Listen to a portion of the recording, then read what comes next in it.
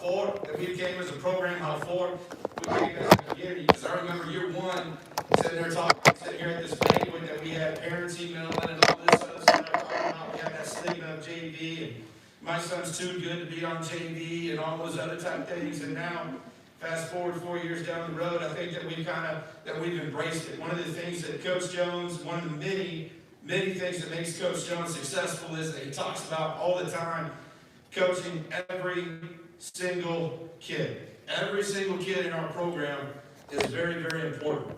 And he stresses that message down, and he talks to the coaching staff all the time, talking about how important every single kid in our program is. And when you look up here at this coaching staff, they have done a phenomenal job. Doesn't matter what level, because again, you talk about other programs in the state, and they say, hey, these are my defensive starters, these are my offensive starters on Friday night, these are my special team kids on Friday night, and then the other kids, they're just on scout team, but not in this program. Right? So they are very, very, very important. So again, this coaching staff coaching every single kid, not only during camp, they do it during the season. And when you talk about, again, looking at our lineup on Friday night, you're going to have a hard time finding kids on the field on Friday night that didn't play JV the year before.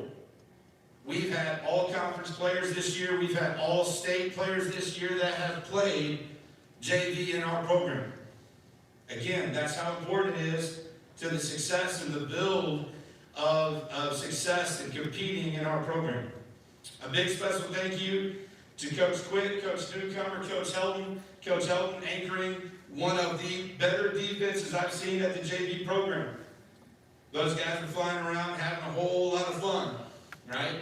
So we started the season off beating the crosstown rival Liberty 34-12, sending a message and a statement there. One thing that we got to do better at, right back. That was our one and only loss. Came in the final minutes, but I felt, got better after that loss.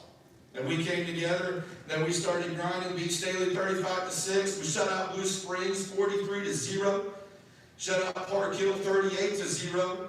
Lee Summit North, we had a shutout, I think, going into the last 30 seconds, and then we're not going there. But that was a 33-8 win, and then we finished the season against Lee Summit West 21-13. Okay? But again, a lot of stuff to build on. I'm very, very excited about the amount of talent, the amount of success, and I'm very, very excited about the teammates that we had at the JV level coming through and up into our program. So congratulations to those kids, congratulations to our coaches, and thank you.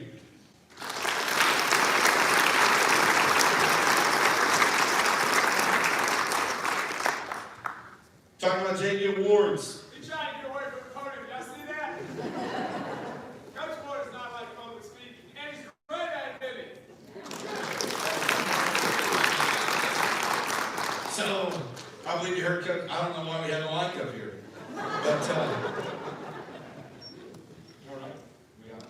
Yes, sir. Talking about first, offensively. I don't think I've ever met a kid coming into the program that knew so much about our offensive playbook. And not only that he knew so much about our offensive playbook, that kid went over and played defense quite a bit. When you're talking about we stalled out a little bit on offense, we're able to put this guy in on 3rd and down, and most of the time, heck, he actually even called the play.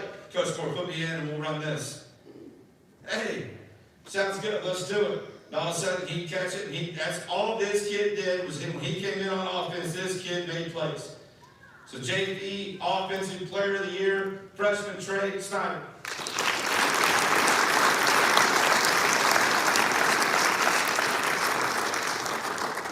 He also played many, many different positions this year. And again, maybe that's why he knows the playbook so well, because he's played receiver, he's played quarterback, he's played H-back.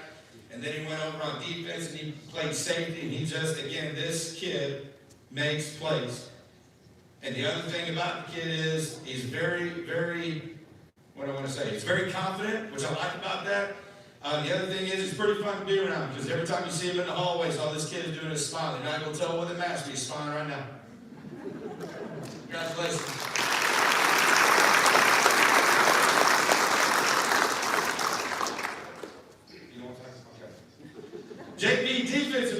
Year.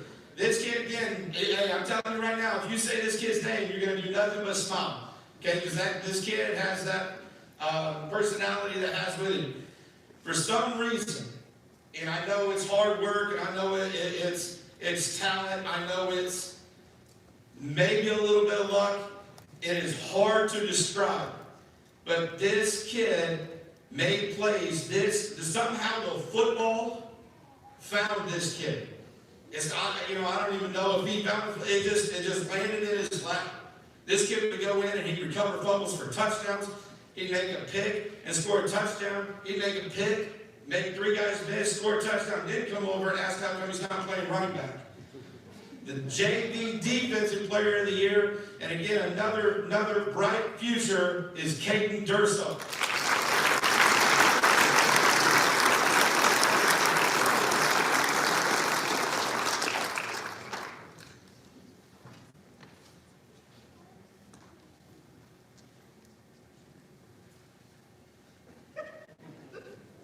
I feel like this is the longest walk ever.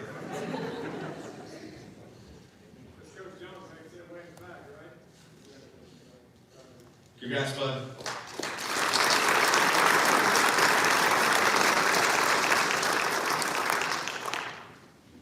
Good job, Coach Moore.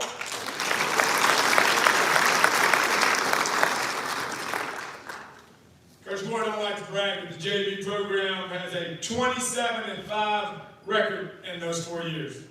So, pretty good.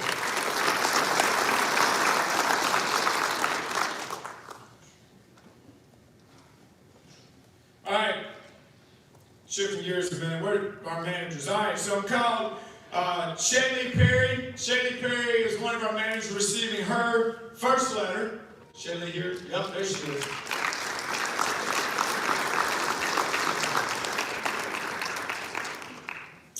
And then Madeline Hartman. Madeline Hartman. These are our 2 underclassmen, our returning managers. So this is Madeline's second letter, but those seniors, we're going to kind of hold y'all back to the senior part of the thing because y'all are all part of the senior group. Usually we have gifts for the managers and ladies during this thing, but this year we tried to get the cart in front of the horse, and we got them during the year because we're so excited and things were heading the right way. We knew we were going to get to play late into the season. So we went out and we bought them some really, really nice sideline jackets. So they've already received their gifts, those nice warm jackets that Coach Newcomer likes to wear to practice. That's supposed to be funny, nobody laughed. Coach Bennett, you're laughing because you won't want to. Congratulations, ladies.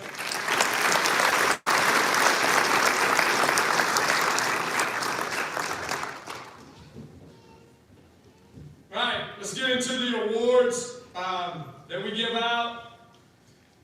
We're going to start with the academic awards. And these were ran right after we got back from Christmas break. So I do not have access to that program, so don't shoot me while I'm up here. We can check them again, but these are the young men that had a 3.5 at this point in time. We had 51 of them. 51 young men with this. So,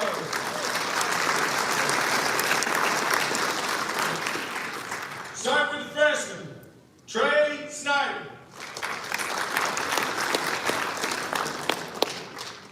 Trey, you can come up, get your picture taken, and then learn. Where are you going? How do you think you're going to get up here this way? Don't jump up that stage. I know what you're thinking. He was about trying to show off his vertical jump. Yeah. Gotcha. Congratulations. All right, sophomores.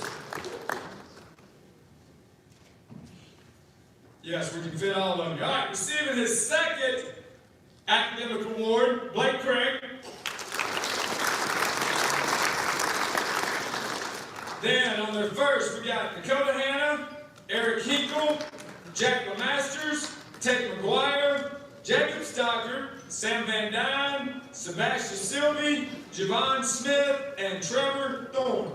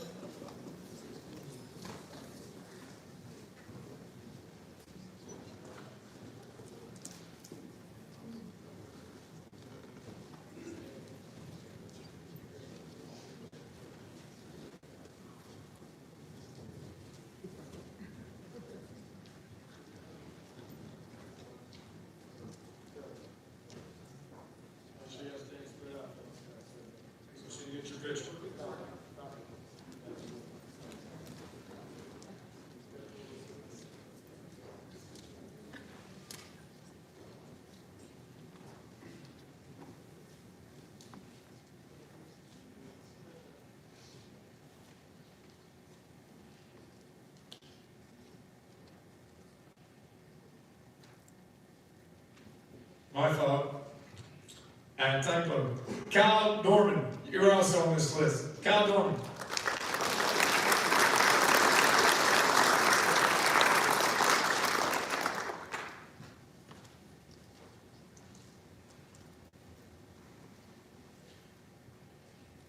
Wait you get up here, Kyle, and then you can get your picture. The rest of you, congratulations, fellas, you may have your seat.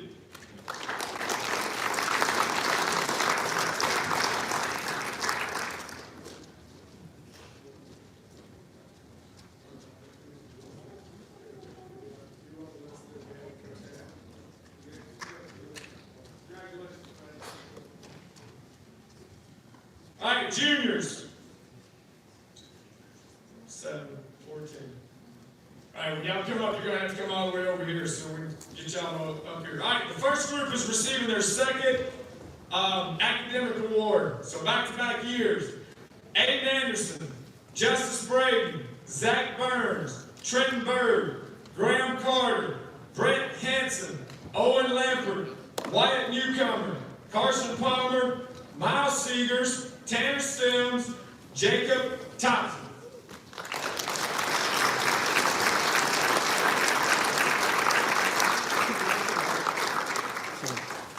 And we got one young man getting his first, because this is his first year playing football, Matthew Hudson.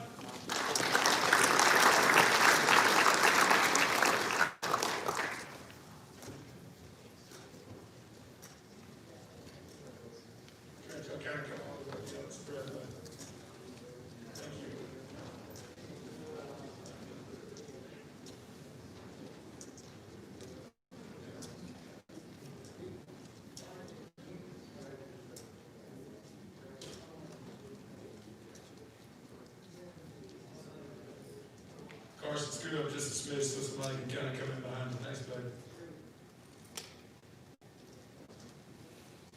All right, those are your junior academic award winners.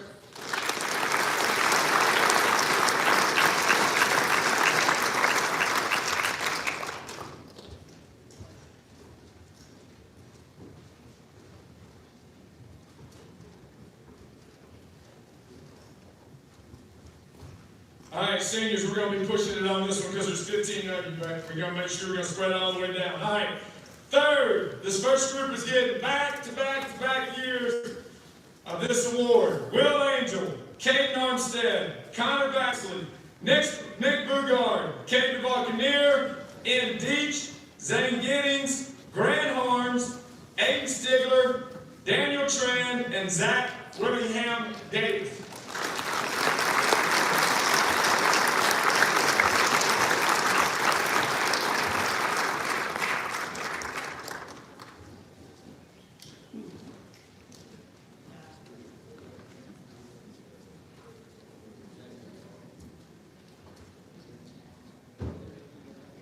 All right, receiving their second one in a row, Stone Seltman.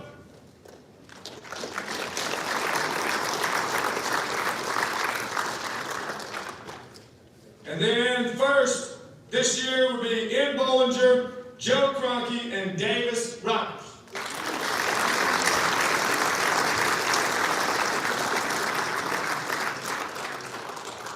Good job, senior class. You must be studying while you're out on that golf course. No, I'm not looking at you, but you turned around and looked at me, so what's that mean?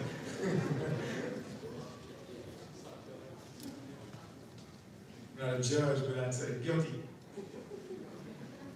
Congratulations, seniors.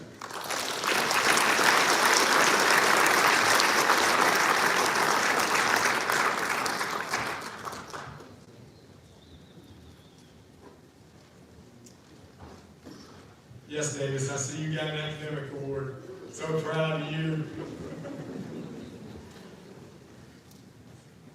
All right, the Lock Your Wing Awards. This means that these young men, starting when we started practice in July, that they did not miss a day of practice starting all the way back to July, meaning they dodged being in quarantine and they dodged the COVID issues and didn't miss a day of practice.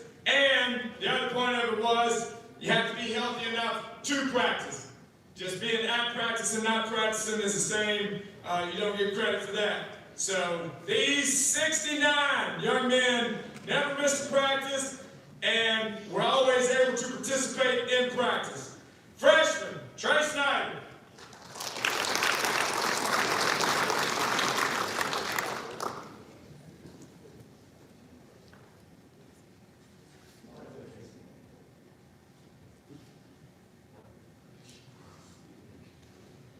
I don't think you do play baseball. That's your dad thinks you play baseball. Congratulations.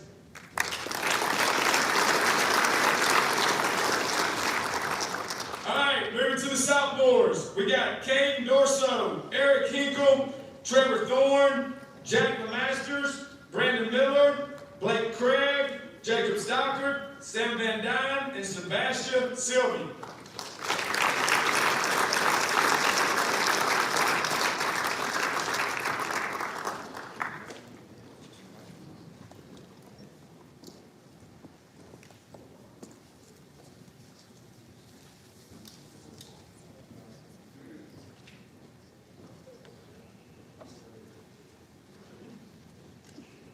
We had another 16 of this sophomore class that got their award at the C-Team banquet that did not miss a day of practice.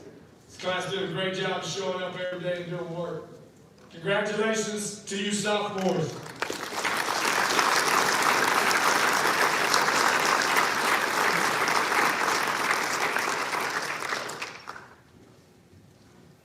Lead the way, Blake.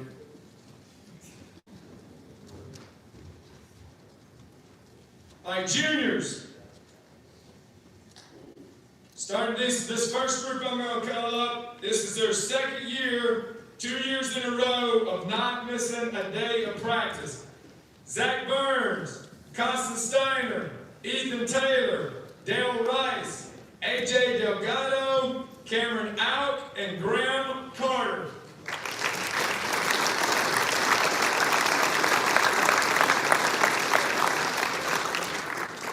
These young men in the junior class did not miss a day of practice this year. Ben Parker, Trenton Bird, Matthew Hudson, Jaden Pitts, Wyatt Newcomer, and Mason Bowen.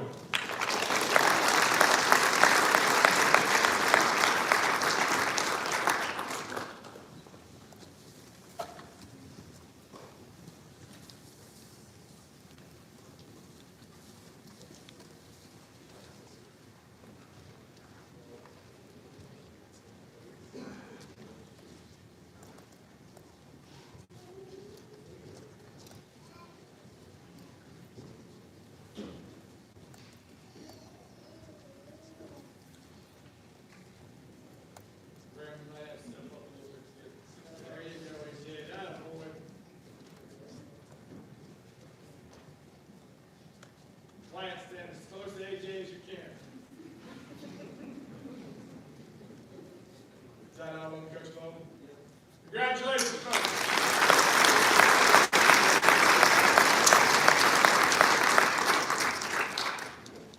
Too big, too small. All right, moving to the senior class. These young men have their third in a row, 3 years in a row of not missing practice. Stone Selman, Nick Bugard, Zach William Davis, Drew Himes, Sam Holland, and Daniel Tran.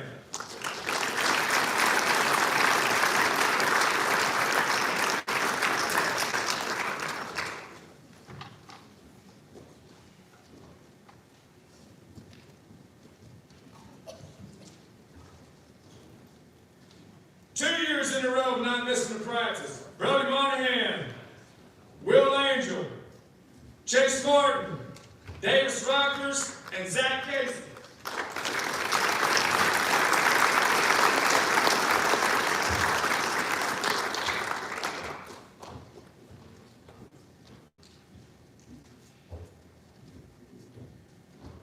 We're going to give you young men a round of applause, and then we're going to let you leave and bring the next group up because there's going to be too many up here on this group. So this is the ones that were 2 years in a row and 3 years in a row. in a row out of the senior class never missed a day of practice.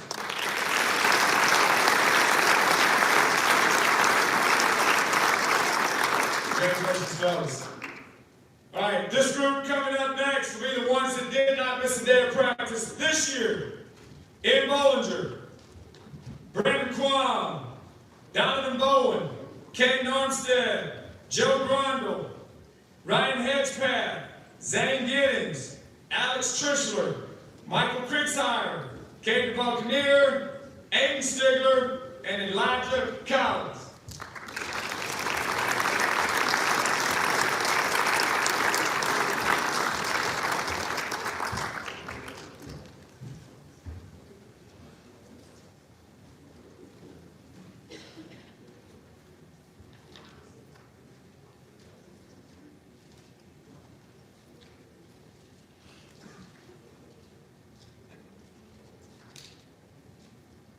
Is that all of them, fellas? Congratulations, fellas.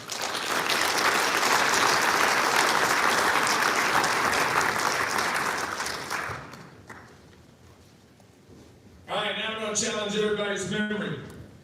The last game heading into the last game of the season, Zaxby's had ran out of the awards we give for Scout Team Players of the Week. So we should have an offensive Scout Team Player of the Week, defensive Scout Team Player of the Week, and a special team Scout Team Player of the Week. You remember who you were? Because I told you I would get your chicken strips.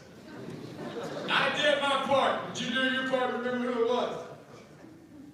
No, nobody. There's no offensive lineman just charging down here to get these chicken strips. Oh, well. Looks like you may get them, Coach Krause. All right, moving into the awards part of the evening, the big awards we give out. And again, like we said, not only does, it's not all about stats and about playing and all that. Obviously, some of that has an impact on it. But we lean heavy on the words at the end of life and how these young men carry themselves on and off the field when earning these awards. Okay? So the first one is Offensive Lineman of the Year. Again, most people, unless you played offensive lineman or your kid is an offensive lineman, you don't really watch that. We all catch ourselves when we're watching football of watching the person running the football. All right, it's just part of it. But those of you that understand the game understand that you win and lose up front with these linemen. This kid straight out loves the game of football and everything to do with football. He loves the parts of football that most players just dislike, like the weight room, the training, the conditioning, the footwork drills, all those little extra things that go in separating a good player from a great player. He led our team in pancake blocks, and he graded out the highest of all of our linemen. The other thing, talking about super teammate again, the kid played guard last year, but because we had some things, mostly a young man leave, and we needed him to play tackle this year because that's what was best for our team. That's what he did because of the type of kid he is. But our Offensive Lineman of the Year this year is Will Angel.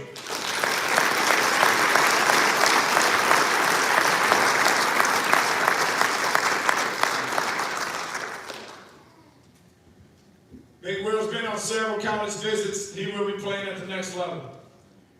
That's all right, Big Willie, do. Actually, let's get you a picture, son. Congratulations, Will.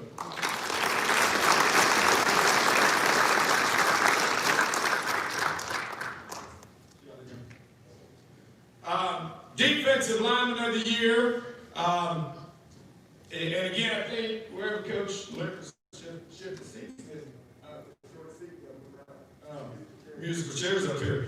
Coach Lippers will tell you this, that a great defense all starts up front with a defensive line. But this young man, again, not only is a great kid, will be successful in life no matter what he does. He has tremendous work ethic, tremendous character. Last year, you just talked about being a super teammate. This kid weighed $185 with a 10-pound plate hid in his pocket probably, and lined up every night and played nose guard and just took a beating. But that's what we needed him to do last year. This year we had the luxury of having some nose guards so we could put him out at defensive end where he belonged, but had a great year, ultimate team player. Gonna miss this kid and his leadership, Nick Bugard.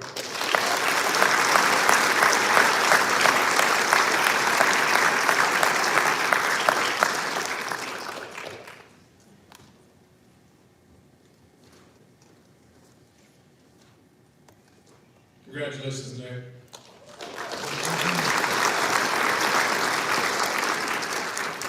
You need your yard mowed, your snow removed. What else you do, Nick? Gutter cleaning, you do that? You name it, Nick's got it. Oh, he has a, what? He has a movie coming, Jimmy, Christmas song. You're an entrepreneur. I need to work for you. Next award is our Offensive Skill Player of the Year. Obviously, this young man came into the year with some big shoes to fill. Came to practice every day with the attitude of, hey, I'm going to get better. I'm going to compete, and he did that. Led our football team to the state semifinals. And how about this? The very first snap of a varsity starter was for a touchdown. That's pretty awesome. Set 5 school records this year, and we'll go over them here in a little while. Of all the records we broke, we set 5 records this year. The Offensive Skill Player of the Year, Joe Crump.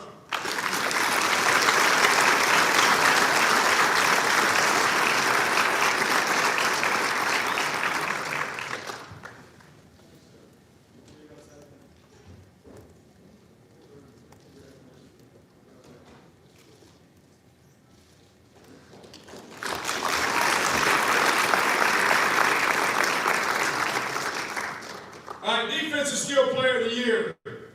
What an amazing season this young man had. Like I said earlier, it is really rare what this young man did. Comes out, has never played football before, and he goes out, ends up in first team all conference, first team all district, first team all state. Very first year of playing football. That is unheard of. By the end of the, I don't even know if it was by the end, it was probably mid-season on, we did some flipping with the corners and stuff, and this kid just went around and it enabled us to do a lot of stuff, playing zone on one side and man on the other side.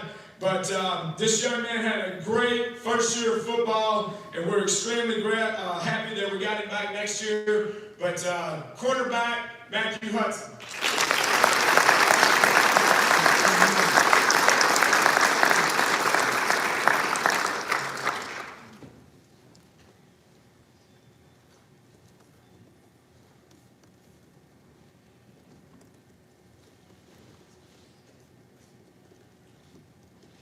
Congratulations.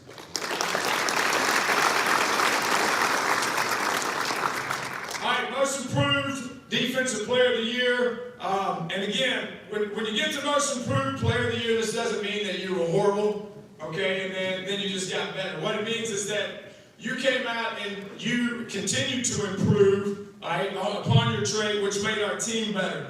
So we got to understand that. But this young man has worked year in and year out to get better, both in the weight room and stuff. Unfortunately, we really had high expectations of him last year, and then he kind of started the year off hurt, and it set him back, and he had to continue to work and to trust the process. Again, didn't quit, stuck to it, believed in it, had an amazing offseason. Comes into the season, he's rotating in and out, and then just continued to get better. And by mid-season on, he was a full-time player. And had the one thing I can't remember if I tweeted that out or not, but everybody was trying to blow up that DK Metcalf play. Well, we had our own DK Metcalf of a defensive end coming behind and chasing this guy down from behind too, right? It caused the big play. But our most improved defensive player of the year is Zane Gibbs.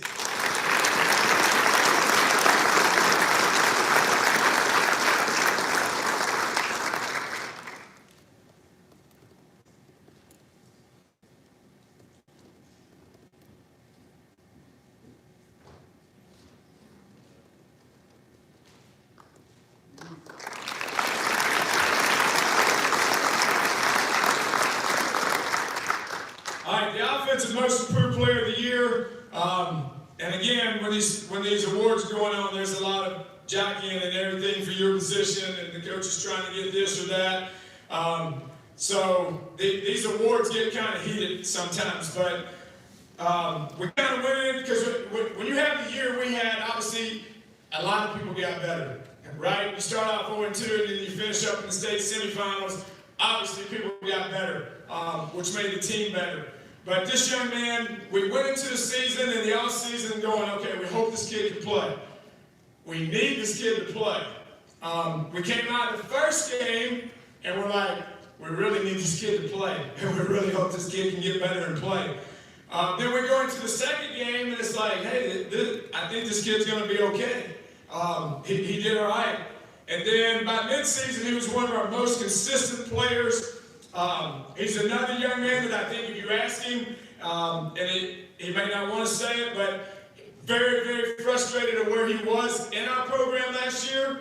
But again, he just trusted the process, came to work every day, continued to get better, continued to get tougher. If there was a word I could use for this young man, is I think he got tougher this year, which made him better, which made us better. And he ended up having a tremendous football senior year, Aiden Stigler.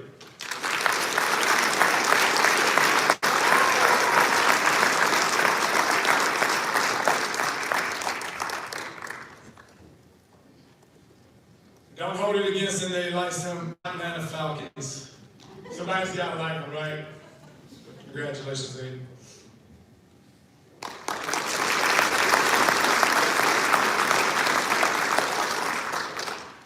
All right. The next award is the All-In Award. 100%. This award goes to that guy that's just 100% all in. There's no doubt. You could ask every coach sitting up here. You could ask everybody, every player sitting out there. There's no doubt this kid 100% loves the game of football. Shows up to practice every day with a smile on his face, goofing around, having fun, from the start of practice to the end of practice. And I think, well, I know I don't have to think, that if you talk to Coach Learman, one of the huge things about how our defense played for the first two games to how they played from game 3 on was the growth of this young man. Because it went from, hey, it's all about me and I just need to be me, it's about, I'm a senior now and I got some weight on my shoulders and I got to be a leader, okay? I don't need to be worried about looking good for the prom every time I come out on the field. I just need to make plays and look good making plays. And he did that, and his improvement and his leadership is what kind of 360 this thing into the season we had. But the All-In Award goes to Braden Snyder.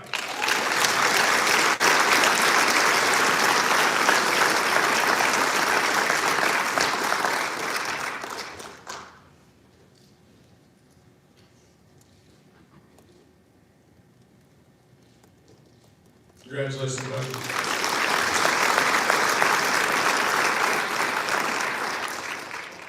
So we had 2 of those this year. Again, like I said, when you end up in the state semifinals in Class 6, you got some guys doing the right things. But again, another young man that just loves this game, embraces the weight room, embraces coming to school in the off season at 6:30 in the morning and being here after school. In the off season was one of our great platoon leaders. He was always on top of his platoon, making sure they got their workouts in, doing the right things. Again, you're playing Class 6 football and you look out there, and on paper we say the guy weighs 210. We're going to be honest, I think he weighs maybe 195, but his heart says 210. But again, there's no part of this program that this young man isn't 100% on, from Blue Dawn to agility training to after school to being in the weight room and doing all those things, is Brody Monahan.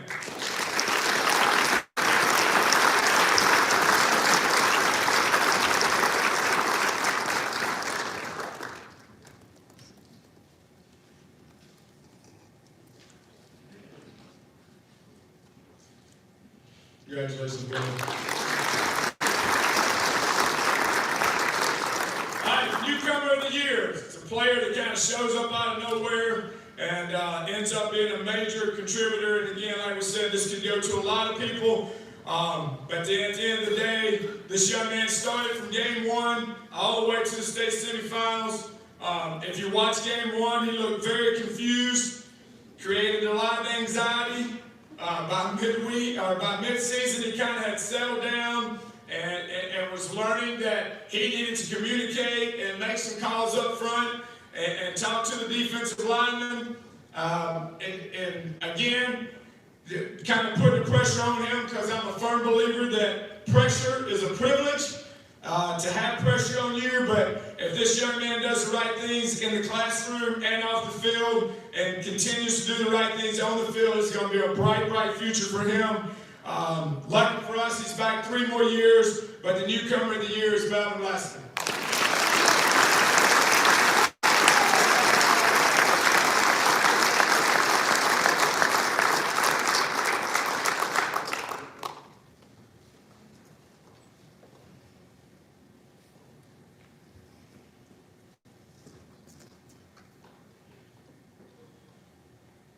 Coach put you freshmen all the way back there in the back, didn't you, Big Mel? Yeah. Yeah. You blink your eyes and you're going to be sitting up here. That's how fast the 4 years go by. Congratulations, buddy.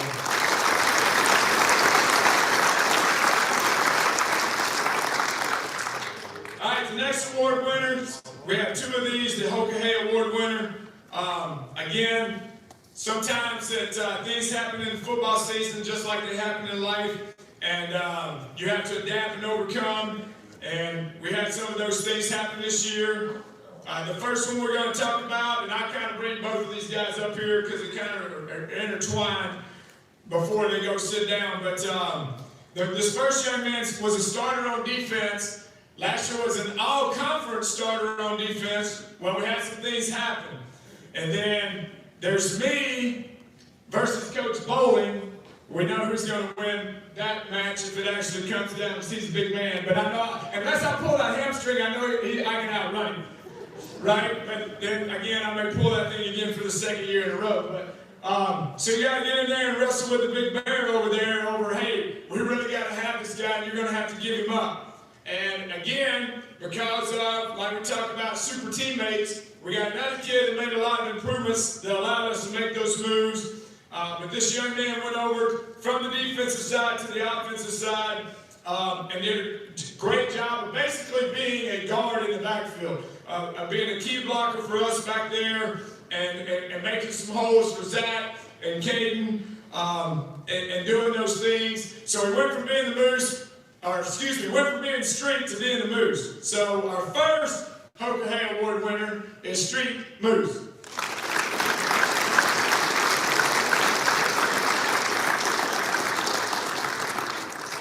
I'm surprised Coach Bowman's letting you give that away. Get it, Coach. So, yeah, the arguments have already started about next year, obviously, already with you, Moose. So, the only thing that goes to my favor is I do have the trump card, right? But the other part of that is we had a young man that was an all-conference offensive player last year that ended up getting hurt mid-season. Well, I don't even think it was mid-season. It was game 3. So it was at the beginning of the season, because really the season goes 3 games, 3 games, 3 games, and then you're in the playoffs. But when he returned, we had kind of tweaked our offense and went from doing one thing with him to doing another thing with Justice. So it was like, all right, we either keep doing what we're doing, or we're going to have to retweak everything. And now we're done one. At that point in time, it was 3 games in a row. It's like, I don't think we want to tweak everything. So he went over to the other side of the ball.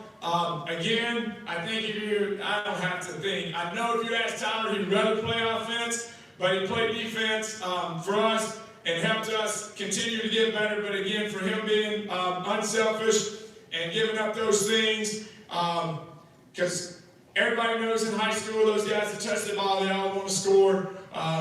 Yes, Tyler, I do realize that you didn't get to score a touchdown. I know that, but we do appreciate everything you did for our football team this year. And the other Hoka Award winner is Tyler Janess.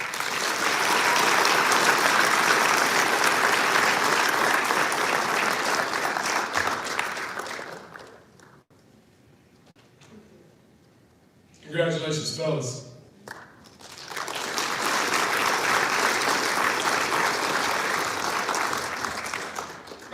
one of my favorite awards to give out is the Scout Team Player of the Year. Again, which could go to numerous people because we have kids that understand their piece of the puzzle, and that's why we win, right? Because our kids understand that everybody is important and everybody has a role. But this young man is when people talk about culture and how culture beats talent, these are the young men that they're talking about. Because this young man's a senior that did everything we asked him to do all the time. He showed up every day and ran scout team, day in and day out. And not only did he run scout team, like he would study and look at things, and he would get on to people when they weren't trying to give a good enough look. Like, hey fellas, we need to do better so we can give the defense a better look so they're ready for Friday night. 100% this kid is bought into this football program. And again, like I said before, those of you that own companies know that these are the type of people that make your companies great because they're going to show up every single day, do what you ask them to do, all right, and work to make themselves and the people around them better. And that's what this young man did. And it didn't matter whether it would be a coach, whether it be a player, or whatever. Coach, get your mask up. All right? Did the little things right. If a teammate needed a ride to practice, this young man would give him a ride to practice. The Scout Team Player of the Year, Chase Martin.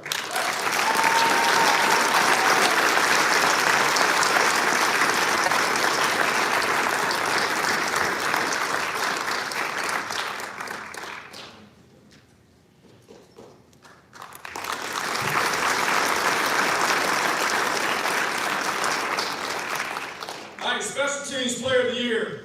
Our kids hear it all the time, that we're going to practice special teams just like we do offense and defense because they're huge.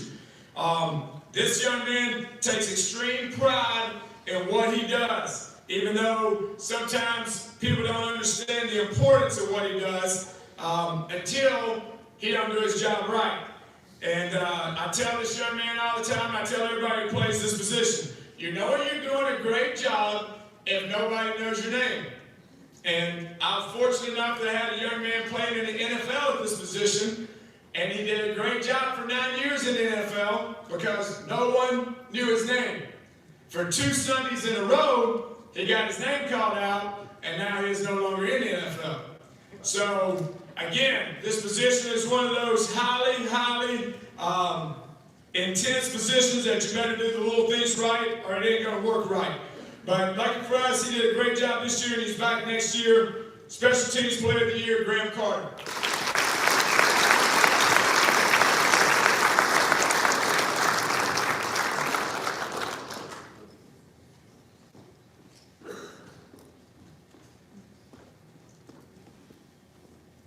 Coach Banner works with our long snappers and short snappers, so you get a lot of one-on-one coaching, don't you, Graham? That's right.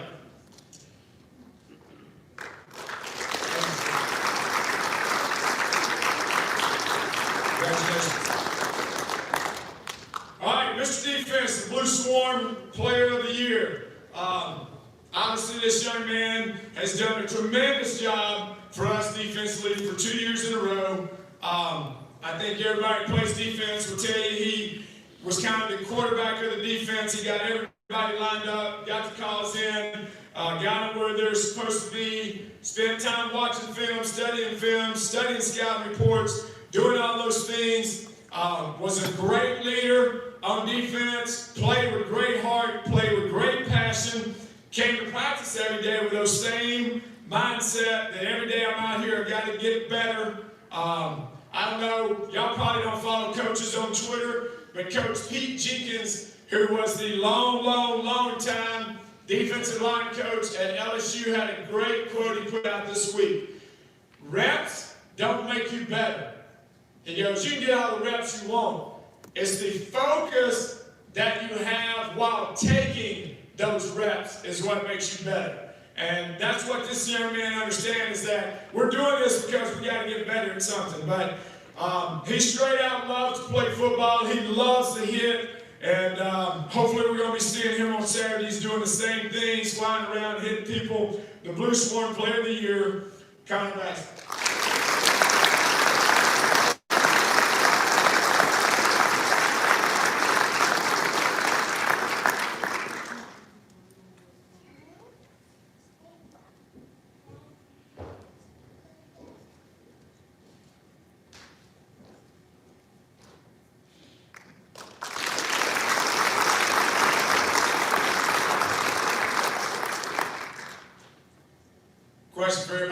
right there. So who's going to get the luxury of getting to play that position? Huh? That's been 2 years in a row we've had that. The star's been wrapped up. That position's wide open.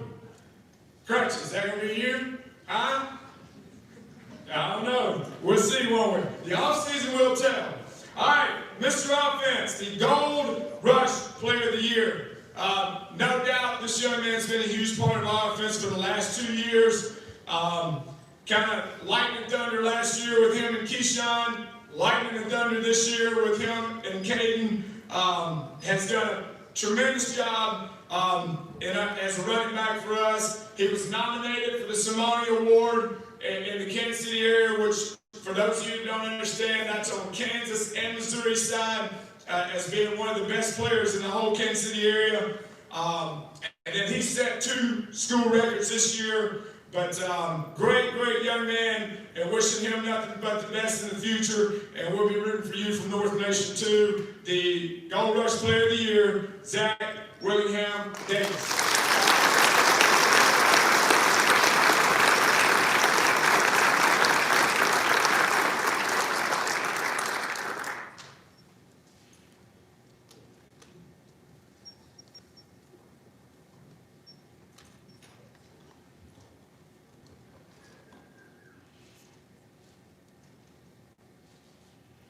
Congratulations, man.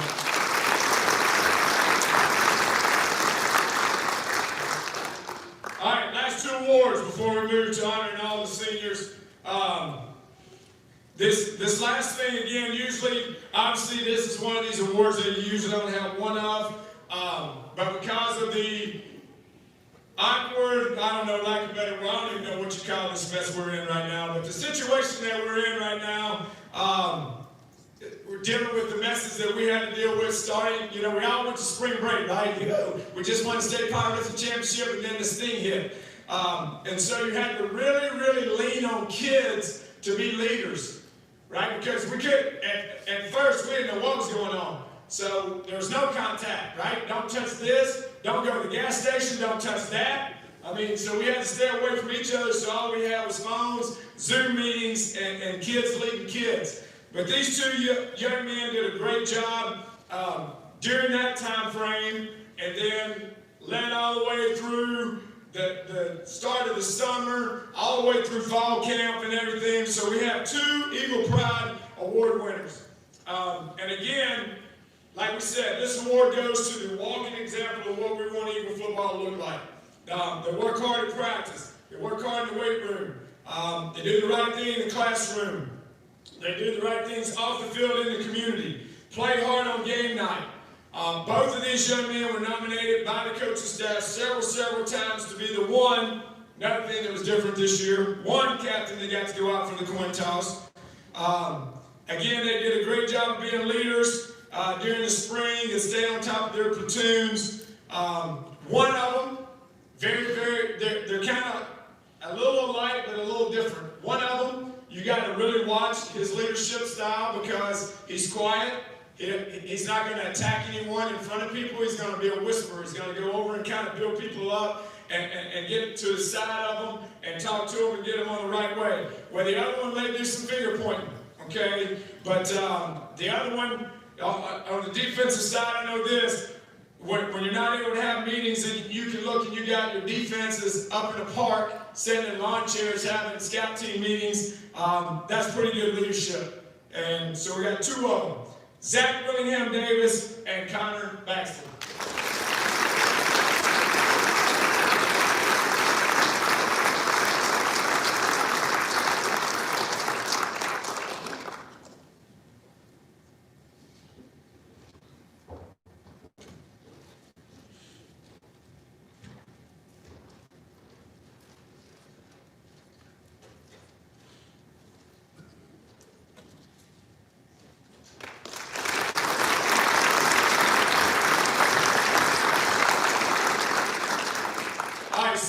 As usual, you're used to this by now. We're going to have to do this different this year, right? So we're going to have to bring y'all up here in shifts, give you your stuff.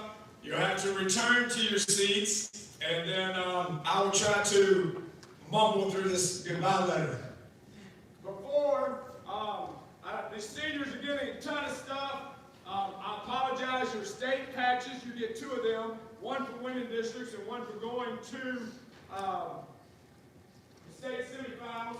But so these seniors, again, it's like Christmas all over again. So you got your mojo night, right? Yes.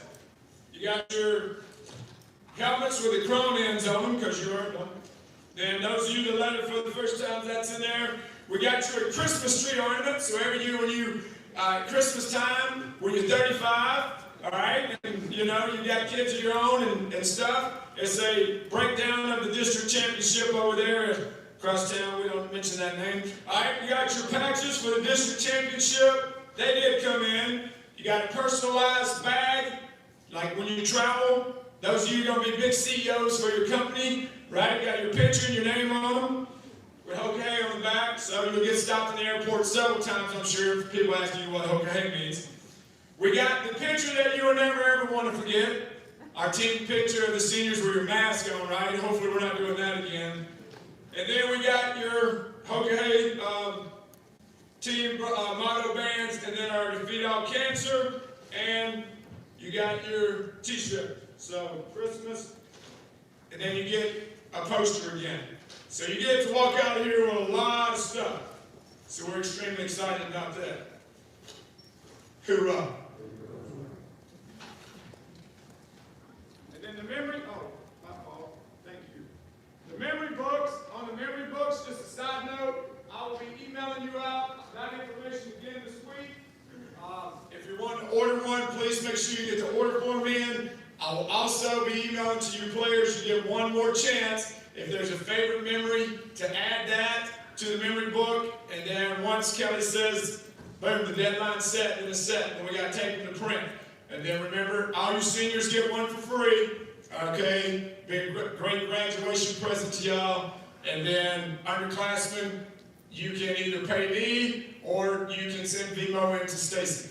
Okay, on the memory book. All right, seniors, we'll start kind of going in shifts here. We'll start with the managers first. We'll bring y'all up. All right, so we got some senior managers coming through for the last time. Aubrey Snyder.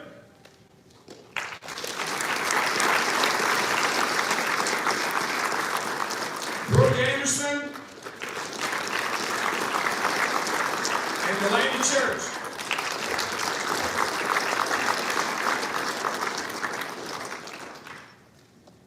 Their stuff should be, yep, their stuff should be down there, right? Okay, perfect.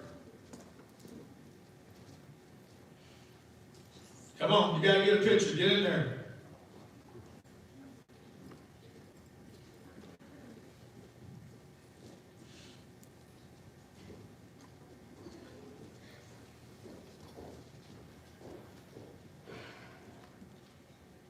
Now you're talking about a job, all these managers that came up here, and ladies, you moms know exactly what this is like. So one of them had the job, they had to sit at the table every day and make sure the players were cleaning their hands when they came on the field. So who wants that job, right?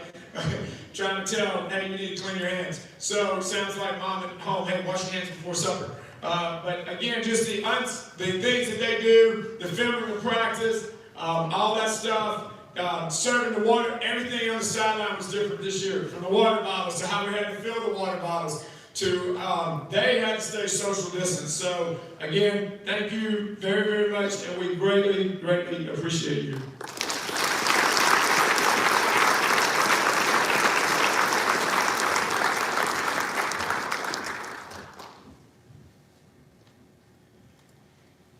All right, we're going to, again, fellas, we're going to have to bring y'all up in shifts, okay? So we'll start. This first group that I'm going to name off is going to be the 3-year letter winners. 3 years. Okay, Zach Willingham Davis, Diamond Priester, Tyler Janess, Braden Snyder, and Nick Bugard.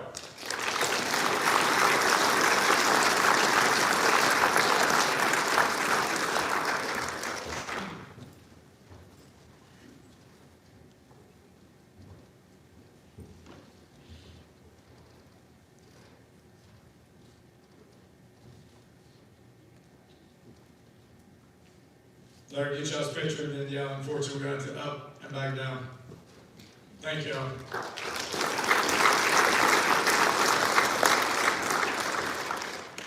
2-year letter winners. Will Angel, Caden Armstead, Connor Baxley, Zach Casey, Zane Giddings, Davis Rockers, Jackson Templeton, Brody Monahan, Drew Himes, Zach Rash, Daniel Tran, Stone Seltman, and Joe Cronkey. These are the 2-year letter winners.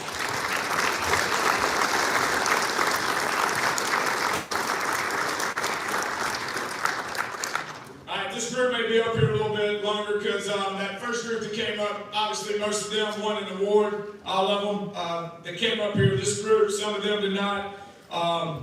So I'm going to talk briefly about them, like Caden Armstead. Caden came in, first-year starter, had a tremendous year, had some huge catches, big plays, especially against Lee Summit West, but had a tremendous senior year for us.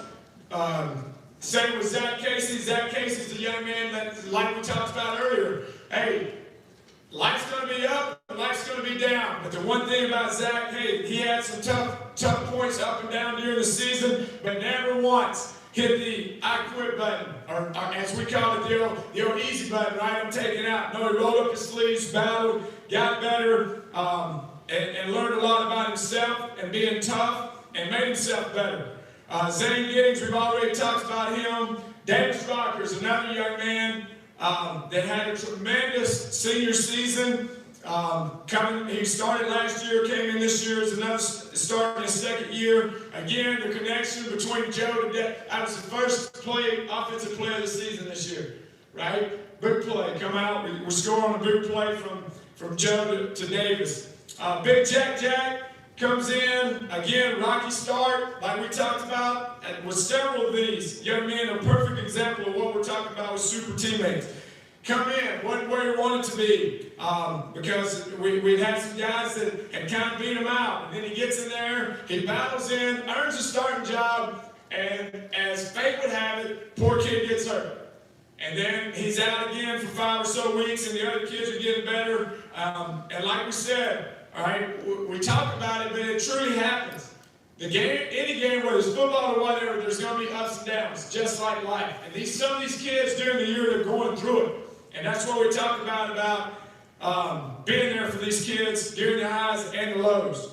Brody, we've already talked about. Drew Himes, another kid, high and low. All right, comes in, starting tight end. Aiden comes in, kind of beats him out. So then Drew becomes a special teams player, a role player, and then out of nowhere, we lose power. Hello? Hello? Ha, Plenty. Backup, see? Coverage, we always got that backup. All right, so Drew comes in the Liberty game because of the formation we were running, and then find out one of the receivers is on the bench and Drew's playing the whole game.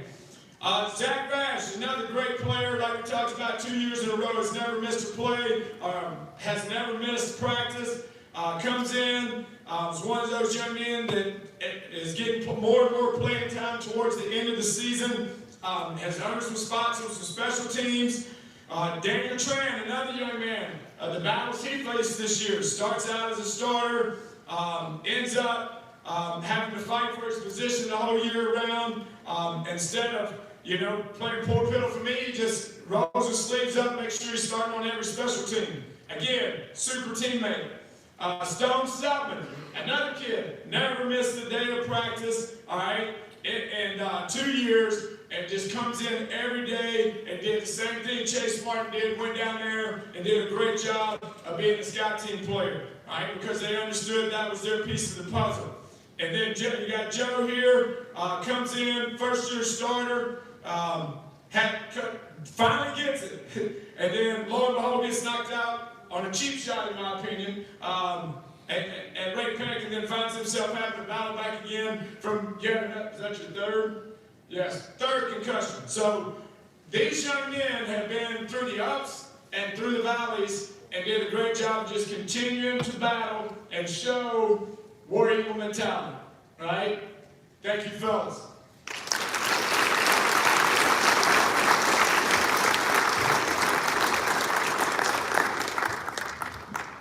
next shift coming up is our first year letter winners. We got Eli Bass, M. Bollinger, Donovan Bowen, Gavin Clevenger, Elijah Collins, Katie Buccaneer, M. Deach, Joe Grundle, Grant Horns, Ryan Hedgepath, Sam Holland, Tyler Clee, Michael Kriegshire, Brandon Quam, Chase Martin, Aiden Stigler, and Alex Trishler. Now, fellas, I'm going to need y'all to really focus on kind of spread it a little bit. Again, Eli Bass is one of those young men, again, like we talked about, being a super teammate, coming in, hadn't played since his freshman year, just wanted to be part of it again, come in, knew that the odds of him earning a starting spot probably was not that good after missing his sophomore and junior year, but came out and did a great job of giving us a look on scout teams. In Bollinger, again, talking about it, the ups and downs. The kid goes from moving over here, sophomore year, battling, trying to earn a spot at quarterback, messes his shoulder up, kind of goes out, decides not to play his junior year, comes back in his senior year, and then battles in, end up being one of the starting corners. Like we said, life has its ups and downs, just keep battling. Donovan Debo, comes in, another kid that loved coming to practice, being a crucial scout team player, came over there all the time. Again, was another great backup at kicker. They did some kicking off, an extra point and field goal, and knowing his piece of the puzzle. This next young man, he needs to compete in the American Ninja Warrior is what this kid needs to do. For those of y'all that watch, because he's like one of the flying squirrels. He's in the weight room when it comes to pull-ups and all that kind of stuff. Gavin Clevenger is just a kid that come out for the first time, just absolutely loving football and everything about it, and just being a great teammate. Big Elijah. I will miss this young man. Elijah was in my platoon when we went to team camp. Unfortunately, someone, we don't know who, but someone had messed up when we go to team camp. If your platoon messes up, you got to carry the rope. And so we had to carry the rope, right, Elijah? Yes. But the great thing, like we said, is I always say I have to do something. I get to do something.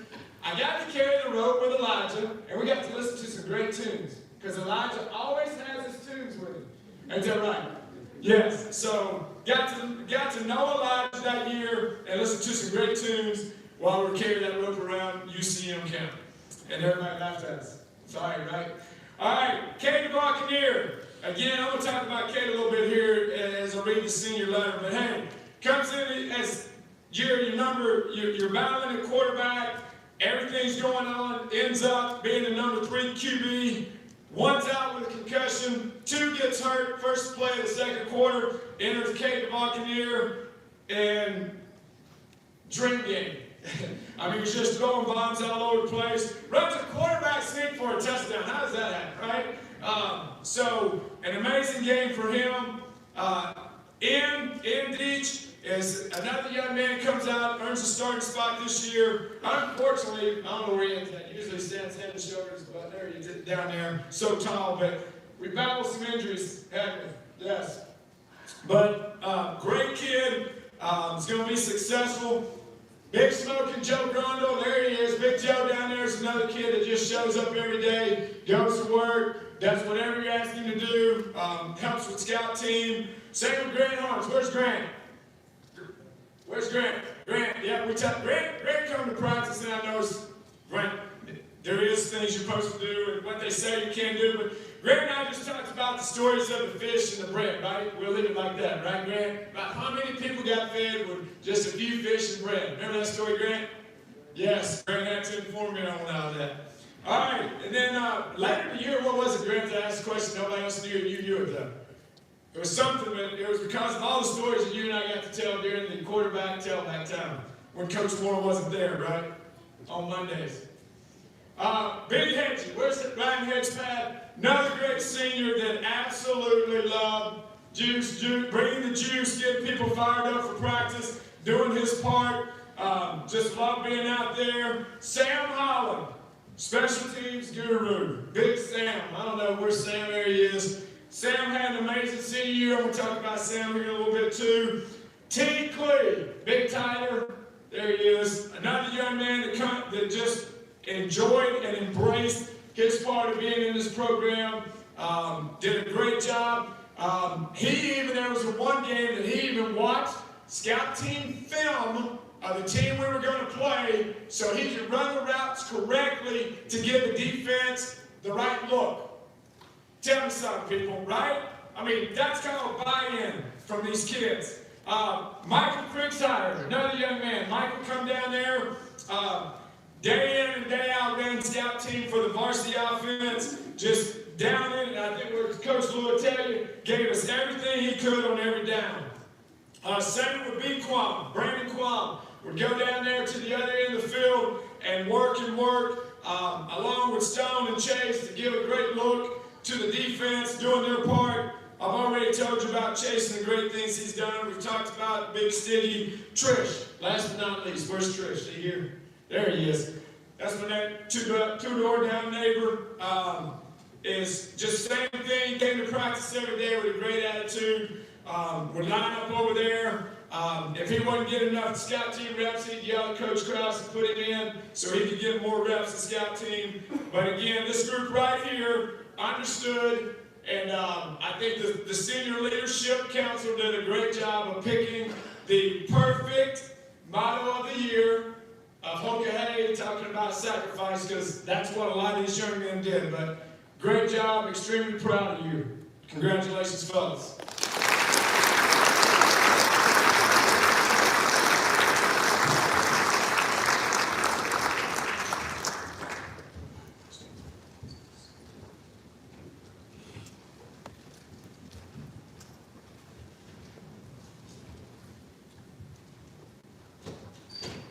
Alright, I'm about to dominate this thing.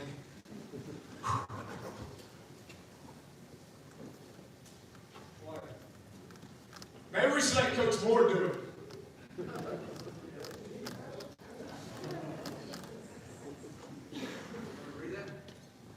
Oh, you think you can read all this value language up here? I really tell you, I am, side note, trying to loosen myself up a little bit going into it. After I went home, see all that mumbling right there? I knew exactly what my daddy was saying when he did that. After I went home for a week after Christmas, I'm like, I've been up north way too long. I don't understand what these people are saying. So, my mom informed me of that also. All right, here we go, seniors. This is even going to be worse, because usually y'all stand here and I'm not able to see you, right? I'm not looking out there. That's why I'm going to do this, right? Ginginess, that's how I'm going to do that. All right. Again, you don't know where to kind of even start this, so I'm going to move through this rather quick as I can. But again, this is kind of the send-off for these seniors. But the biggest thing is, number one, is you really, as this coaching staff sits here, is like, how do you say thank you and applaud you for all the things that you went through this season? And that's us, that's your parents, that's everybody. But from this coaching staff, the biggest thing is, hey, it has been a blast, all right, to watch you grow and mature into the young man you have become. You're the first four-year group, right? Yeah, you remember how skinny, how frail, how some of you were as freshmen? Coach Lippman, you probably can attest to some of that, right? You had them all in prep, like you and Joe. I just remember you talking about Joe. Right, Joe? You remember those days of freshman weight training? You love seeing military. You love seeing military. Next slide, Zach. There you go. All right, but we had an amazing start to the off-season, whatever time you want, a word you want to use to describe it. But we averaged 125 players every morning at Blue Dawn training. 125. All right, and then I had this great idea. We went to the American Football Coaches Association where the coaches get all charged up, and we listen to all these big-time coaches talk. And I'm like, I tapped Coach Lippman on the leg, and I said, I'm going to make all-season shirts this year, where all the kids have the same shirt. and we all look alike. He's like, perfect. And then I drew a design out, and he's like, what the heck is that? I'm like, it's a question mark. So then I gave him to the guy that makes the t-shirts. He goes, you want me to make t-shirts with question marks on front of them? I'm like, yeah, with a big blank thing on the back. And then my wife, who sometimes works part-time at the thing, she goes, what the heck, but she didn't use the word heck, are these t-shirts you're making? I'm like, it's a question mark. We don't know what the future holds. We really do not know what the future held, right, when them shirts come out. Maybe, I don't know. But somebody understood the question mark. So we're having the question mark t-shirts made with all the platoons and the names on the back. And everybody started painting their portrait. Remember that? The back's blank, and what you put on there is going to be what you earn. So here we go. We're starting out. We're having a great off season. You're setting the standard, all right? You're there 125 strong. We go out, we win all these powerlifting meets. We win our first ever state powerlifting meet. And not only did we win the first ever meet, we set a record at the meet of the most pounds ever lifted by a state team. So, I mean, we're on fire. We're down there. Things are going great. We come back from that thing. Tone has been set. I remember it to this day. I remember it. It's Friday. We're getting out for spring break, and Chase Jones goes, you heard this thing called COVID? I'm like, what the heck are you talking about, Chase? He's like, yeah, there's this virus, but I ain't know what he called it. He called it the other virus that everybody was calling it at that time. He goes, there's a virus coming that's going to attack America. I mean, you're crazy. So anyhow, we go out, hit spring break, and lo and behold, Monday of spring break, this thing called COVID-19 has hit America. And I don't know about you, but I can clearly remember how our spring break went with that, and the fear and the uncertainty and everything going through your house. But it's just crazy. And when I look back into March of last year and think about all the situations that we have faced, the thing that I will say about this group is you battled every single one of them. Our senior leadership council did an amazing job with their platoons. If you're on that senior leadership council, will you stand up, please? Stand up. Can we give this group a round of applause?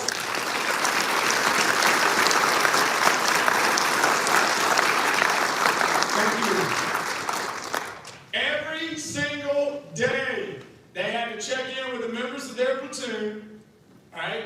After they got that, then they contacted me with who had and had not gotten their workouts in that day. All right? These are high school kids. All right? And then once every Friday, we would meet as a group via Zoom for the leadership council. And then the coaches would have platoon meetings with their platoons, because not only does each platoon have a leader here, they got a leader up here. So they would meet with their platoons and just see how they're doing, check on them. How's your mom? How's your dad? How's your siblings? And do those things. But just thinking back to the summer and all the things we went through just to play football. The video you made set the standard. I'm unable to tell you the number of coaches from all over the United States have called and wanted copies of that video so they could use it. Coach Happy even had a buddy of his reach to him and go through him to get it so they could use it.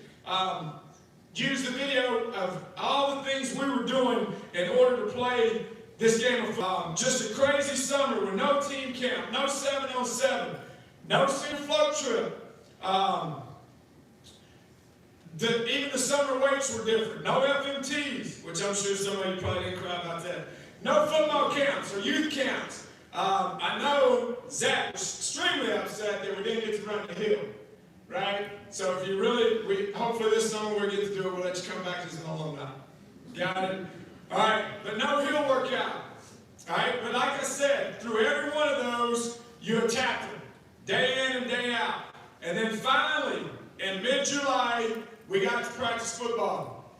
And when I think back to that, I think back to what we had to go through. Y'all remember the first? We warmed up. We had y'all in 4 sections. One on this end zone, one on that side of the field, one on that end. We were spread out all over the field just to be able to take attendance. and the things that we had to go through just to play this football game, okay? But again, we were faced with all these obstacles. You parents will remember this. Only the senior parents got to come to the Navy Gold game. No jamboree. No trip to Arkansas to play at Bentonville that we were all excited about. No week one game at all. And I think these coaches will attest, we called from one side of the state to the other side of the state. Coach Bowling was calling Nebraska. We were calling all over to try to find a game, and every time we thought we had one, something would come up that we couldn't play. All right? So again, we didn't get to play week one. But as Will Angel would say, Big Will, we just embraced the suck. So day in and day out, we got after it and did whatever we had to do. So then finally, week 2 of the season gets here, and it's the start of our season. But like I told you, again, like I tell every one of you sitting back there, once the season starts, you blink your eye and then it's over, okay? But we played Liberty, again, week 2 for us, 1 for them, or 2 for them, our first game, but I was concerned going into that game for that reason. Number 1, it was our first game of the year, and it was their second game of the year. And then number 2, it's a rivalry game, and in our rivalry games, crazy things happen. But we played well for our first game, but just made too many mistakes, and they got the best of us. Okay, Ray Pack, I told you from the start, from that Monday, that in my opinion, they would be the team to beat in Kansas City this year with all the returning players they had coming back. We played really well that night, just came up a little short, but I knew after that game that we were going to be okay, because even though we started 0-2, we had taken that game to the wire. Week 3, Staley. This is where our senior leadership showed up this week, because instead of hanging our head because we had started the season 0-2, we came out to practice every day and got better. And what a crazy game this was. And like I said, as head coaches, I talk to these guys about it all the time. Like, because Coach Eslick does a great job of building relationships with the safeties. As a head coach, you got to kind of watch the mystique up when you got favorite players, because you got to always watch the word favorite. But like I said in this thing, I cannot be prouder of a young man, a player, than I was at Katie Buccaneer that night. I already said it. You went into the game, Sam is the starter because Joe's hurt, all right? And then Kate just comes out and has an amazing night. The offense goes off, plays phenomenal, and that was our defense's kind of coming out party. That game is when Melvin and Darius and some of the young guys, even Hinkle, is like, all right, so this is what I got to do on defense. So then we go into Blue Springs, homecoming. All right, we all know what happens at homecoming. We don't lose homecoming. And then here's the other thing. I said it 4 years ago when I was blessed enough to get this job. I don't understand why Liberty cannot be the Blue Springs and the Blue Springs South of the Northland. Well, I don't think the Blue Springs and the Blue Springs South of the Southland was much more of the Liberty and the Liberty North of the Northland. Because we took it to them this year. They were 0-6 versus this community this year. Park Hill game. I think we all can remember this game, right? We traveled over there.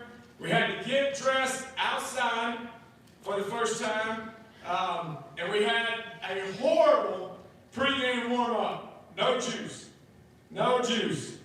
Big Elijah wasn't bringing the juice. Right, Elijah? That was your job, right? You remember that? I remember that. All right. So, before the game, we told you, said, hey, you got to get our minds right, or this thing ain't going to go so well. So we kind of came out and we played that way the first half. We go over at halftime. At halftime, we had this thing called an attitude adjustment. And there wasn't much, we did a little tweaking offensive and defensive, but it was more we tweaked the attitude. And we came out, played a phenomenal second half, and rolled out for another victory against another very good team. Lee Summit North, they come into here, and that game started off about as bad as the game can start off, because I remember being on the sideline, looking at Coach Lou and going, we're down 17-0. So at that point in time in the game, things switched. We continued chopping it little by little, and we rounded off 28 unanswered points. Lee Summit West, we talked all week, the mindset of that game. We got nothing to lose. We're going over there. It's going to be all gas, no brakes. All gas, no brakes. Well, for some reason at the start of the game, I think we had things mixed up. We were all brakes, no gas. We came out the very first, y'all all remembering this? The very first offensive play, safety, yes, safety. Okay, so it didn't start out so well, but again, we got things straightened out. Thanks to Sam Holland. All right, we always say, if we can block a punt and make a huge play on special teams, actually Dick Vermeil, when he was with the Chiefs, he did a study and said if you block a punt or have a punt block, there's a 78% chance you're going to win or lose that game, depending on what you did. So Sam blocked that punt, and then Coach Lou's over there, and he goes, well, we haven't run, why don't we just run tunnel screen on earlier on? I'm like, fine, we're running right now. Run tunnel screen, throw it to Caden Armstead, down the sideline he goes, touchdown. So we found a way to win that game. And then I think Davis had some big two-point conversions in that game. So again, finding a way to win. Going to Blue Springs South, senior night, senior night, and our Defeat All Cancer night. This is always a special night because we're honoring our seniors. Also kind of a night for the parents. That's a tough night because it is senior night. But for that being on top of the Defeat All Cancer game when you're getting to go out and play in honor of someone else, that's always a special night. But we went out from the opening kickoff, the whole game we just come out and won that, dominated that game from start to finish, and turbo clocked another team from Blue Springs for the second time this season. And it put us on the right track because the Park Hill game, the Lee Summit North game, and the Lee Summit West game, we didn't come out and play 48 minutes. For the first time in the Blue Springs South game, we come out and we played the whole 48 minutes from start to finish, which led us into Columbia Hickman. We came out, played physical from the start to the finish in all three phases, and you turbo clocked the first victory into the playoffs. Then enters Columbia Rockbridge, game 11. We talk all the time, play game 11. We get to break out them chrome ends when we play game 11. That's an honor, especially in Class 6. It's been a good year if you played game 11. Well, not only did we play game 11, we dominated game 11. I remember after this game, their coach coming over to the sideline, found Coach Gassman, and the first question he asked is, hey, where'd y'all get that defense from? We've never been shut out before. So it was the first time that's the first thing you wanted to know after the game. On a personal note, thank you, because that was, I wasn't going to say anything to anybody, and this shows you, I guess, men, this is how dumb we are, I think, maybe, as men, but I really didn't think my wife ever had a clue on what the coaching record was. I ain't never told her, all right? But somehow she knew and surprised me, and thank you for win number 200. The Liberty game, all right? We told you, when we talked about it after that game, we would see them again, okay? All right? And you did a great job of that, all right? This was a game, a great game, and truly, again, sad to say, being that game that it was, with the weather the way it was, if it wasn't for this ugly COVID mess, who knows how many people would have been at that game.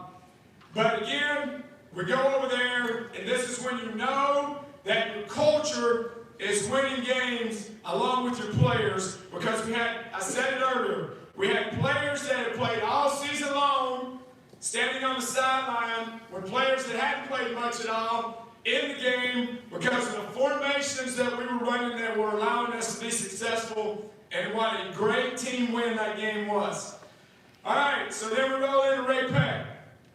And in my opinion, as a high school coach, there's nothing better than playing on Saturday afternoons. Okay? If you get to play on Saturday afternoons in the state of Missouri, it's been a great football season.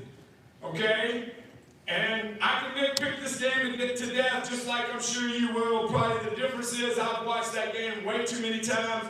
I don't know how many times you've watched it. My wife has told me she hopes the computer breaks before I stop watching it, but you got to grow, you got to learn, right? But the one thing I will say that no matter how many times that I watch it, that remains the same. I don't know if you seniors will remember this. Remember, I held y'all at halftime. At half, I held y'all and I said, listen, I know this is crazy, but we're giving them the win in the third quarter so we can have it in the fourth, and that's when we're going to win this football game. I said, you with me? All right? And you said yes. So we did just that. So with 8:04 left on the clock, we punted with a wind to our back, pinned them inside the 10-yard line, and I'm like, yes, we got them right where we want them. Well, we all know the rest of the story. So the one thing I will say is that hopefully everybody from that row up understands, like Coach Morris said, talking about the JV is, they beat us JV-wise, but we've only lost 4 games. 4 in 2 years. 3 of them have been to those people. People. Panthers, people, whatever. All right, but we got to fix that, right? Underclassmen, we owe it to this group. So, just got to understand that sometimes that's the way things work, but I told you from day one they were going to be the ones to beat. They went on, unfortunately, being as close to their staff as I am with some of them because their head coach actually was a GA when I played at Northwest. So I've known him forever. And yes, it makes you feel good, but at the same time, yes, it kind of just ticks you off a little bit more when he goes. The state championship game was when we played y'all because it was a much harder game than the state championship game. But we all saw the score, and it just leaves that feeling with you. But, you know, we talk to y'all all the time about leaving your legacy, and you did just that. You were the only team in the school's history, all right, to win districts. The first team in Class 6, hoorah, right? Yes, I'm trying to find all the records that you broke, so I made a copy. Here they are. All right, you set 23 new school records this year. Again, this ain't Class 4, this ain't Class 5, this is Class 6 in the Suburban Gold Conference that you're breaking these records in, okay? And I'm not knocking the rest of them, I'm just saying you're playing in the toughest conference there is now. All right, career records, completions, percentages, 7.31, Joe Kroenke. Total points by kicker. All right, I'm to cheat. The font's not as big, so I'm put my glasses on. All right, don't I look smart? Yeah. All right, 138 and counting by Blake Craig.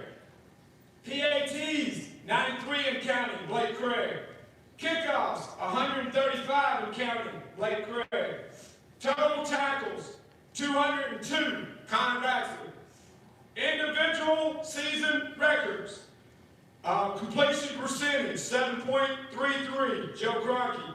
Yards per carry, 7.7, Zach Willingham Davis. Rushing touchdowns, 21, Zach Willingham Davis. Kickoffs, Blake Craig, 69.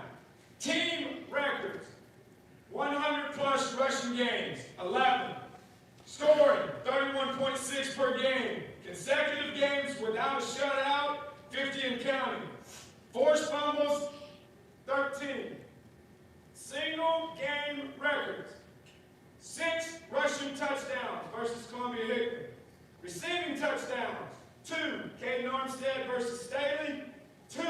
Caden Armstead versus Lee Summit West. 2.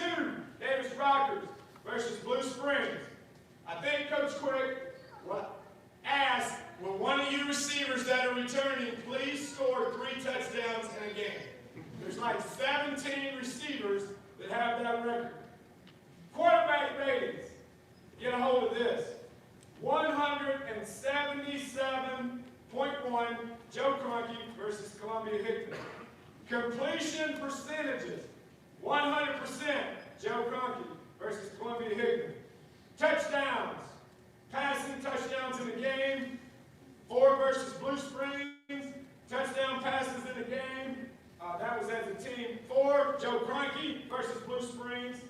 These are imagine, if you ever thought people were setting records versus Blue Springs, I mean, come on, things have changed in the Northland, people. Points scored in a quarter, 28, Columbia Hickman. Safeties, 1 versus Columbia Rock Bridge. And safeties, we had, fumble recoveries, 2 versus Blue Springs South, and 2 versus Liberty. How about that? 23.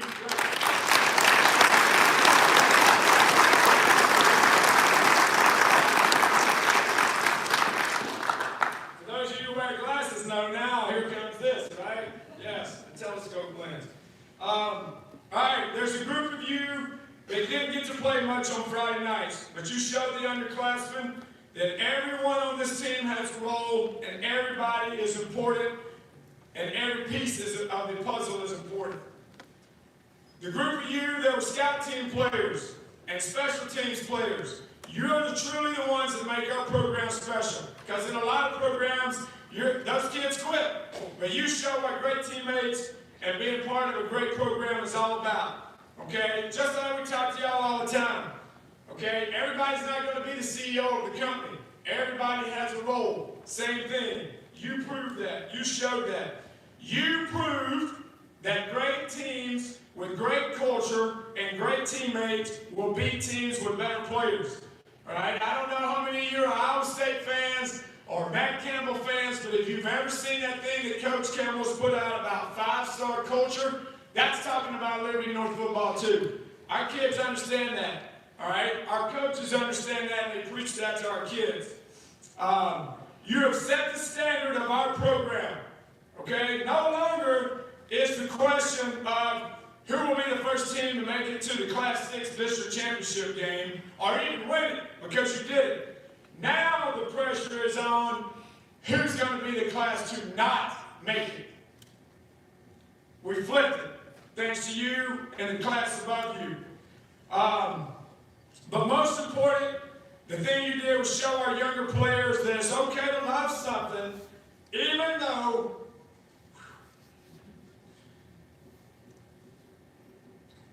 you know it may hurt in the end. All right? Because every one of you sitting down here was part of that group that hurt like heck last year after we lost to Ray Peck in the district championship game.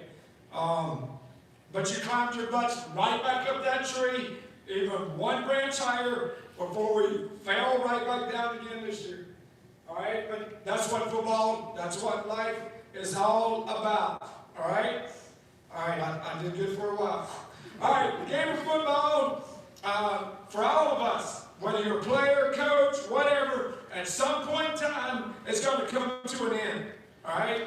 And more important than the wins and losses as a player will be the lessons and the values that you have learned while being in the program. All right? And those lessons are going to be what carries you. Just like we talked about. Make sure you enjoy the dash. Right? We talked about that. Everybody's got a beginning date. Everybody's got an ending date on those tombstones. Them 2 dates don't mean nothing. It's this dash in the middle. What did you do with your dash? Okay? Live it like a lion. Don't live it like a gazelle. Wake up every single day. Attack your day. Don't wake up and run from it. All right? Leave your legacy. Don't ever give up. Okay? Don't ever give up. Life's going to knock your butts down. I don't care if you're 16, 17, 18, 40, 50. That's life, right? COVID's knocked us all down. The question is, will you get back up? So, just like life, if your butts get knocked down, get your butts back up and go one more time. So much for COVID protocol. I got snot going everywhere.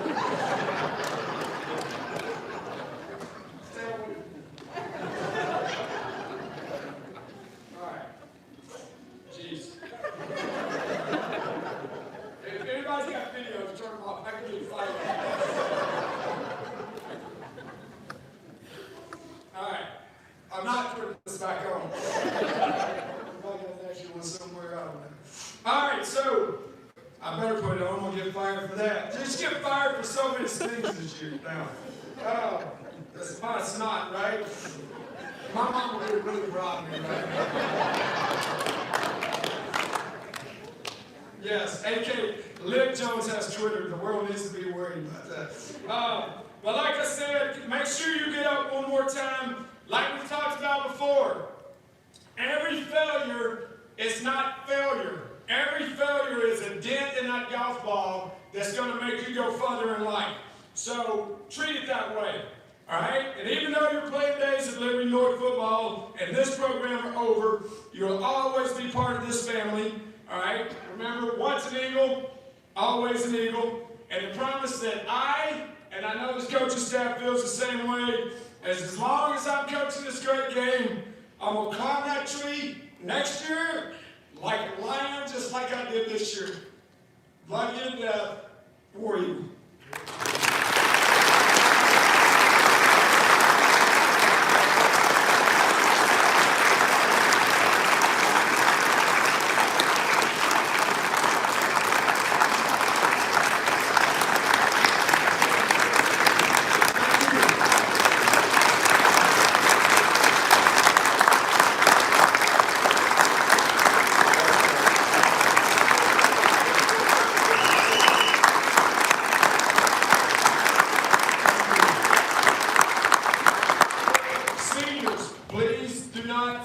All the stuff that you got up here in the best way you can, social distance-wise. Any of you that are wanting to take pictures with the district championship and the trophy from the state semifinal game, they're up here.